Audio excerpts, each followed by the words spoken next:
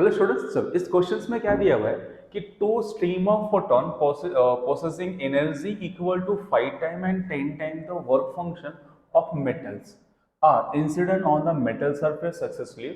The ratio of maximum velocity of photoelectron emitted in the two cases. Okay, questions में क्या दिया हुआ है कि energy of photon work function का हाउ मच टाइम्स है, दो फोटॉन्स गिर रहे हैं, ठीक है। दोनों फोटोन में से फर्स्ट फोटोन वर्क फंक्शन का हाउ मच टाइम है 5 times, second photon work function का हाउ मच टाइम है 10 टाइम्स। तो बताओ दोनों फोटोन से जो फोटो इलेक्ट्रॉन्स निकलेंगे उनका रेशो क्या आएगा, उनकी वेलोसिटी का रेशो क्या आएगा। हमें क्या निकालना है, इलेक्ट्रॉन की वेलोसिटी का रेशो निकालना है। गिवन क्या क्या दिया पहले लिख लेते हैं कि एनर्जी ऑफ फोटोन 1 इज कितना, how much time 5 times of work function, energy of photon 2 is 10 time of work functions. ये दिया है क्वेश्चंस में। हमें फाइंड आउट क्या करना है, वेलोसिटी 1 डिवाइड बाय वेलोसिटी 2, ये रेशियो फाइंड आउट करना है। चलो क्वेश्चन क्लियर हो गया सभी को। चलो अब स्टार्ट कैसे करेंगे, हमारे पास फोटोइलेक्ट्रिक इक्वेशंस है। क्या है photoelectric equation, such that we know energy of photon is equal to work function plus kinetic energy. तो energy of photon is equal to work function plus kinetic energy क्या लिख सकता है, half mv square.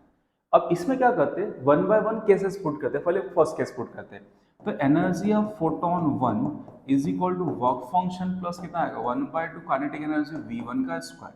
Work function energy of photon 1 कितना है आपके पास 5 times of work function is plus work function sorry equal to work function into 1 by 2 half mv1 square.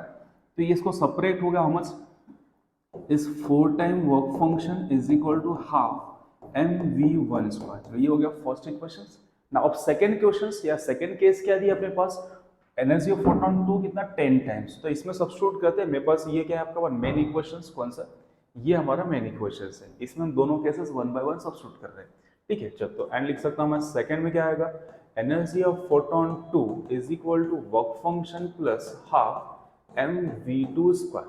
और energy of photon 2 कितना दिया मेरे पास, yes that is a 10 time work functions is equal to work function plus your half mv2 square।